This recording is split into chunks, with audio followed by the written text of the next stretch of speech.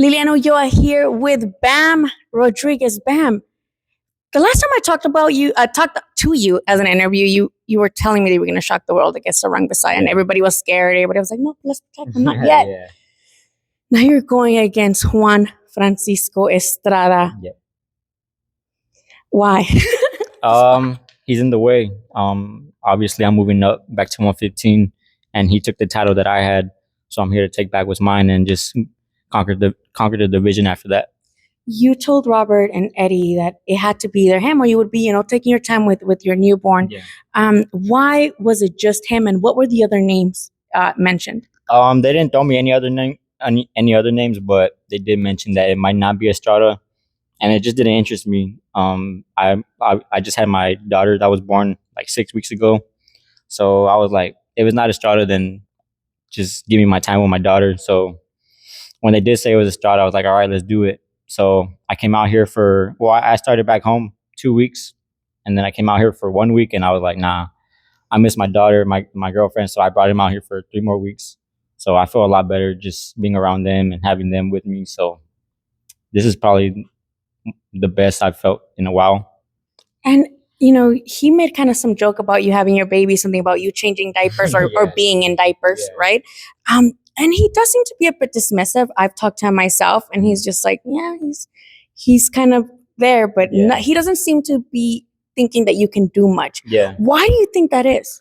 I don't know. It's just, I think since I fought Cuadras, I know he's been saying comments here and there. My coaches have told me what he's been saying, so I guess it's always been like that. Maybe he truly does feel that way, but come June 29th, he's going to find out the hard way. And he has all of Mexico behind him, and you're from Texas, Texas, Mexico, that's a whole thing. Yeah. How do you feel? Does it bother you that even though some fans who are Mexican or like, oh, I'm just going with him because he's a real Mexican? It doesn't really bother me, to be honest. Once the bell rings, it's only me and him. Of course, you can hear the crowd when you're in there, but I'm so locked in that it doesn't even matter to me. I know what I have to do, what I'm going to do, what I'm capable of doing. So come fight night, I'm just going to go out there and perform the way I usually do. He says he gives you credit for the Sonny Edwards fight, and that's been, your most recent fight. Do you feel like he's right in his assessment? Do you feel like Sonny Edwards has been your toughest opponent yet, or you feel like Cuadras or Rungvisai? Skill-wise, Sonny was the most difficult opponent, but I felt like Rungvisai was obviously the harder opponent just because of his power and what he's accomplished. So, that doesn't really matter. Come June 29th, Juan Francisco Estrada will be my biggest win. This fight is monumental because it could either be, passing of the torch. Do you feel like he kind of doesn't want to pass the torch specifically to you? I don't know. That's something that you probably have to ask him. But it's time. It's time for a new king in that division, and that's where I come in. Let's talk about that Inoue fight, because literally you have a rematch clause with Estrada, correct? Yeah, I do. Do you feel like that Inoue fight can come after that? Or you don't want to look ahead like that? Yeah. Of course, I don't want to look past Estrada. I'm 100% focused on that fight. But even after that, Inoue's already at 122. I'm barely moving up to 115. So it's just right now a fantasy fight. But if we're talking years from now, obviously it's a fight that can be made. I feel like we will meet up one day in the same weight class. So there's a lot of time to pass. I'm only 24 years old, so I got a whole future ahead of me. And you are only 24 years old, which is why a lot of people sometimes feel like, no, calm down. Yeah. You have all this time. And I think they feel like you're going to be punished, and people are scared of that. How? And I love your reaction. And that was going to be my next question. Is there anybody else around you who feels that way, or they all know that you're just that guy and the fans are the only ones scared for you? Yeah, I just feel like the fans are the ones that are, scared whenever I do go into these kind of fights. But me and my team, we know what I'm capable of, and we know that I'm one of them. I'm cut from a different cloth. You also have a really great style. At least, but I saw that you posted on Instagram that somebody was like asking about your style. Somebody earlier on the live asked, what are your favorite streetwear brands? Supreme, Bape, FTP, my favorite. I saw that sandwich. That also got a lot of people on Twitter, on the Twitter side, asking, he's eating a sandwich with Takis and a Coke. Were you eating Takis? I did eat that, but I wasn't even in camp, so that doesn't really matter. Okay, people were like, and I get, and the tattoos. I don't know if you want to give us what, when did you get the tattoos? The people were like, oh my God. Were you expecting them to react that way? Nah, I mean, people are just too worried about stupid things these days. What I do shouldn't have that kind of effect on other people, but Twitter people are stupid. No offense. There are some people on Twitter that I do, I'm cool with, and I appreciate their support. But to the ones that are, yapping about my tattoos, it is what it is. I like them. I think they look great. Something different, obviously, but I've always been into tattoos, so I'm gonna do me no matter what people say. People can like them, people can hate them, but at the end of the day, I like them. That's all that matters. So, yeah. You're from San Antonio and you rep that hard, and I love that you post a lot about the local coffee shops and things like that. A lot of people don't do that. They want to only do like big partnerships. And how important is that to you to still be so big in the San Antonio community? Because I've seen you fight in San Antonio and people show up, man. I support San Antonio the way I do just because obviously I'm born and raised there, but the support I get over there, it's amazing. And to be able to showcase local businesses on the big stage, that means a lot to me. Just putting their name out there, helping them out. Whatever I can do to help, I'm here. Especially when it's a local business, let's go to the top together. Let's make a name for ourselves. Your brother, I just saw him earlier. Mm-hmm. Robert's talking about he's coming back on Pro Box. Yeah. You saw his last fight. Some people in the comments were saying that fight was his. How do you feel about it? And were you surprised that he came back, or you're like, oh, I knew you were going to get an itch? His last fight, it was a very great fight against Sayoka out there in Japan. I feel like it could have went either way, but there are some things behind closed doors that people don't know about. So for him to even get inside the ring and perform the way he did just says a lot about him.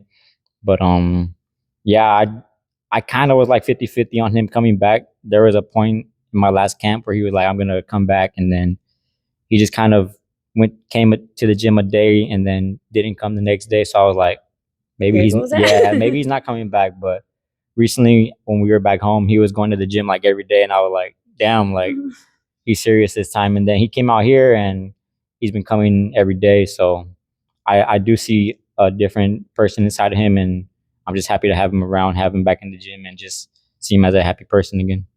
Talk to us about Robert Garcia, because I remember Robert would talk about you before you even had like that many fights. We would ask about like, and he'd be like, watch out for Bam, Jesse Bam Rodriguez. He's gonna be a good champion. You were always there. I personally started being like, oh my God, at that Fresno card. Mm-hmm. Mikey, I think it was Mikey's card in Fresno, and I was like, oh my God. And I think you were supposed to fight for a title there, right? Yeah. So now, between that and there's that picture of you and Robert as you as a kid, did you ever really imagine that this would be at the stage that you would be at with that man in your corner? No. I was, to be honest, I didn't picture even being in the same gym as Robert, now being coached by Robert. When I was an amateur, like 11, 12, 13 years old, I would see the kind of fights Robert was in, and he was like up there with Nonito Donaire, Brandon Rios. And just seeing him on TV, I was like, damn, like I bet you that's a badass feeling to have Robert Garcia in your corner. And then time passes and here I am. One of Robert's best fighters right now, one of his world champions. And to come up together the way we did from my pro debut to where I am now is just amazing, and I'm blessed. Okay, so lastly, that pound for pound conversation, again, it's mostly like a Twitter thing that people love to talk about pound for pound, but it is kind of hilarious how like they kind of put you in and out based on who fights. What are your thoughts on that? Because there's a lot of fighters who feel like they had been in the pound for pound at their time. Like a big one was Jermell, right? Undisputed. Won the rematch more clearly. Now, I don't think I ever saw him in the pound for pound, right? You're one of the ones that a lot of people for a while have been like, hey, Bam should be on the top 10. and you have, and you know, the Lomachenko thing. How do you feel? Do you care? Are you like, whatever, these organizations? At first I didn't care, but then after my last fight against Sonny Edwards, I had just came out of the bank, and then I checked my phone, and then I seen that I was put on the pound for pound list, and I was like, damn, that's crazy. I was with my girlfriend. I was like, damn, they put me on the pound for pound list, and we're celebrating tonight, baby. Yeah. And then like I was like, damn, that's crazy. It felt like I was happier with that more than I was with the win against Sonny. So then I was like, damn, that's crazy. But then after a while, it just kind of, they were taking me on, putting me off, and then taking me off again, putting me back on. So it's like, it's whatever. Yeah, I'm on right now. So as of now, he's on. Yeah, as of right now, I'm on. So that does mean a lot. But if they were to take me off, then all right. I know what I've accomplished in the sport. So he has his own list of favorite magazines too. And you take Ring On and all. But I mean, it is a great. If I had a list, it'd be off it. It is a great accomplishment, and I'm blessed, to be on the list as of right now. So it does mean a lot to me. But like I said, if I were to get taken off, then no big deal. There's a lot of great fighters in the sport of boxing, so whoever's up there does deserve to be on there. And lastly, for real, because this is something that, again, I saw in the comments. There's some people who say, "Oh, he shouldn't have. He's too young for." What people say about Keith Thurman, that he shouldn't have gotten married or had a baby or whatever, and you're young. People think that that's a distraction. What do you say to those people? To those saying, she should have left that till after his career. I mean, like I said earlier about the tattoos, it's my life is what I'm doing, so that shouldn't affect people the way it does. But people say it's a distraction, but my baby has actually motivated me a lot more to work hard in the gym and accomplish more things in life, be a better person outside of the ring, and just be a better person in the sport of boxing. So, I mean, they can say what they want, but I know what it's done for me. So I'm blessed to be where I'm at with my girlfriend and my newborn. So I'm happy right now. All right, let the fans know where they can follow you. I know you're already a big freaking deal, but yeah, you can follow me on Twitter and Instagram at 210ban. All right, thank you so much. Thank you, Ben. Yeah, thank you.